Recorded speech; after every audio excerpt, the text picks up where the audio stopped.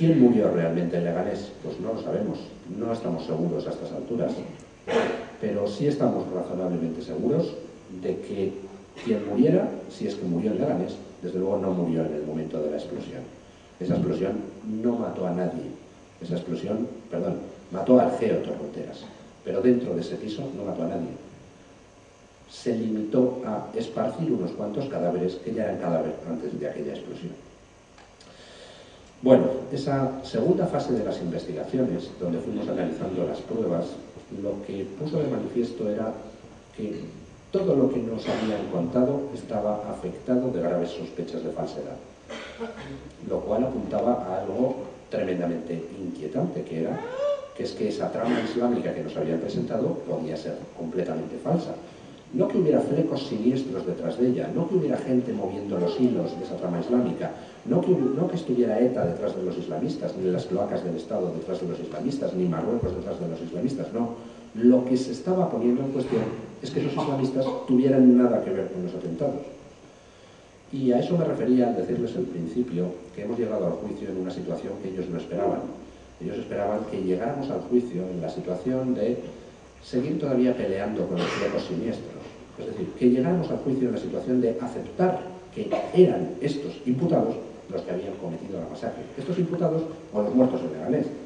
Pues no, hemos llegado a una situación donde lo que estamos cuestionando es la versión oficial desde el principio. Es decir, no nos creemos que estos imputados sean los autores, porque con las pruebas que hay sobre la mesa no lo son.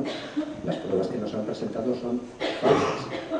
Y explicaré luego por qué eso lleva a la conclusión de que estos 29 pringados muy posiblemente no tienen nada que ver.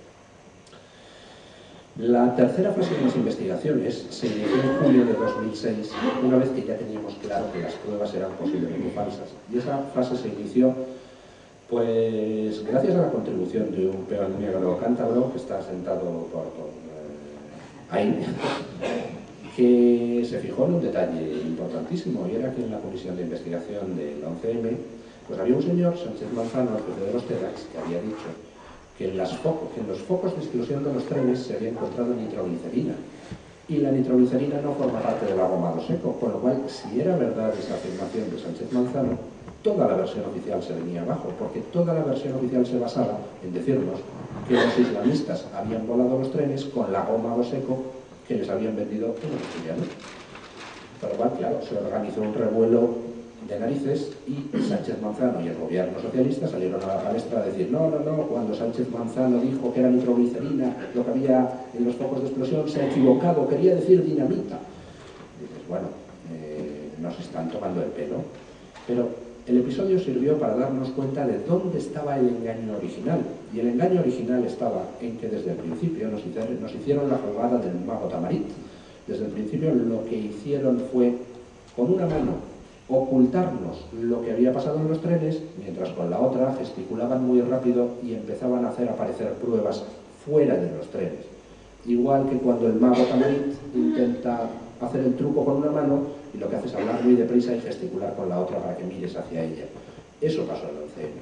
El 11M se recogieron muestras en los trenes, se analizaron muestras en los trenes, pero en lugar de decirnos, señores, en los trenes se ha usado tal explosivo, porque eso es lo que dan los análisis de lo que hemos recogido en los trenes, en lugar de eso, lo que hicieron fue ocultarnos aquellos análisis y empezar a hacer aparecer fuera de los trenes cosas con gómado seco. Y entonces nos dijeron, ajá, en los trenes se ha usado gómado seco. Pero era mentira, es un razonamiento lógico falso. Hicieron aparecer gómado seco fuera de los trenes y eso no nos dice nada sobre lo que había en los trenes, especialmente porque esas pruebas donde apareció ese gómado seco son falsas, fueron colocadas en dependencias policiales, la mochila Vallecas, la furgoneta Kangoo donde aparece ese resto de explosivo. ¿Por qué hicieron esas pruebas falsas? ¿Por qué nos presentaron ese gómado seco fuera de los trenes? Pues precisamente para ocultarnos lo que había pasado en los trenes. Y durante 3 años han estado ocultando esos análisis. La radiación no afecta solo a los explosivos, sino también a la composición de las bombas. Cuando estalla una bomba de ETA, la policía, los TEDx, la policía científica, reconstruyen la bomba hasta donde pueden. No solo analizan el explosivo y determinan el tipo después de la explosión, sino que recogen cada trocito de electrónica y de plástico y tratan de ver si eso tenía un temporizador y de qué marca era y qué detonador se usaba. Y esa labor de reconstrucción de la policía es increíblemente eficaz. En más del 90% de las ocasiones se puede saber cómo estaba hecho el artefacto. Y eso se hace fundamentalmente como prevención para el futuro, para ver si los terroristas han desarrollado innovaciones tecnológicas. Bueno, pues en los trenes nos ocultaron los análisis de explosivos. No nos dijeron qué muestras, qué restos de las bombas se encontraron. Todos nosotros estamos hablando de mochilas bomba. ¿Y por qué? ¿Por qué mochilas bomba? Pues porque fuera de los trenes aparecieron mochilas bomba. Pero no porque se haya recogido un trozo de mochila quemado ahí en un tren y entonces de ahí deduzcan que era una mochila bomba. Todos estamos hablando de que en los trenes se usaron teléfonos móviles. ¿Por qué? Pues porque en la mochila de Vallecas, fuera de los trenes, había un teléfono móvil como iniciador. Pero no porque nos hayan dicho que es que en los trenes se encontraron los restos, los trocitos de los teléfonos móviles usados para las bombas. No.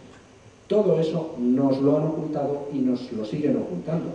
Seguimos sin tener un listado de muestras de los trenes, un listado en condiciones, donde figure todo lo que encontraron.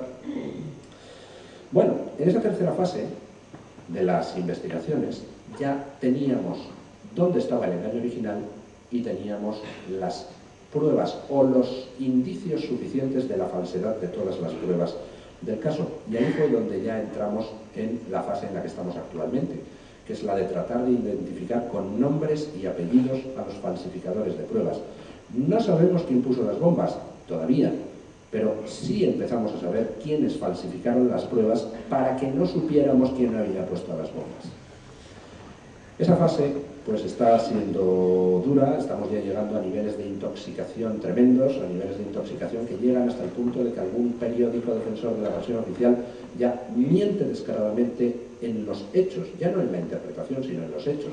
Y por ejemplo, cuando ha salido en los análisis ordenados por el juez Gómez Bermúdez de los explosivos de los trenes, cuando ha salido que en las muestras de los trenes apareció dinitrotolueno, que tampoco es un componente de la goma de seco, pues ha habido algún periódico que se ha atrevido a titular diciendo la aparición de dinitrotolueno confirma la presencia de la goma de seco. Y dices, pero por favor, si quiere usted manipular, al menos, caramba, sea usted un profesional de la manipulación, manipule de una manera un poco más elaborada, pero no mienta directamente atentando contra la lógica de esa forma.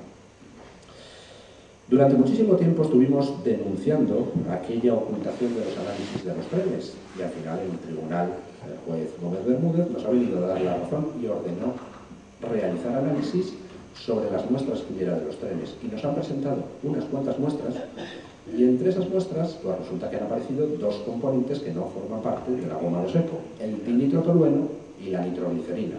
Con lo cual la situación actual es que todas las evidencias científicas recogidas hasta el momento apuntan que en los trenes no se utilizó goma 2 eco. Caramba, ¿y qué hacemos ahora? ¿Qué hacemos juzgando a unos asturianos que trafican con goma 2 eco si en los trenes no estalló goma 2 eco? Pues jurídicamente resulta muy peculiar el tema. ¿Qué va a pasar en las próximas semanas? Pues que el juicio va a continuar, van a ir pasando testigos. Hasta el momento hemos estado viendo los testigos de la Fiscalía, los de la Fiscalía. Y resulta que en lugar de salir de esa tanda de testigos con una versión oficial más o menos apuntalada, más o menos clara, más o menos diáfana, que luego los defensores pudieran intentar atacar o desmontar, pues resulta que llegamos al final de las declaraciones de la Fiscalía y está la versión oficial todavía más desmontada que estaba al principio. Con lo cual, pues ya cuando empiecen a declarar los testigos de acusaciones y defensas, pues esto ya puede ser la monda. Más que nada porque van a declarar personas que no han declarado nunca, que nunca han hablado con medios de comunicación, que nunca han declarado ante el juez del Olmo, que nunca declararon ante la Comisión de Investigación del 11M. Por ejemplo, personas como el que era comisario general de la Policía Científica, Carlos Corrales. Parece increíble que una de las personas que desempeñaba un puesto clave en aquella época jamás se le haya tomado testimonio en la instrucción del sumario del 11M, ni en la comisión de investigación del 11M. ¿Qué pasa? ¿Que es que esta persona no estaba por avalar con su firma la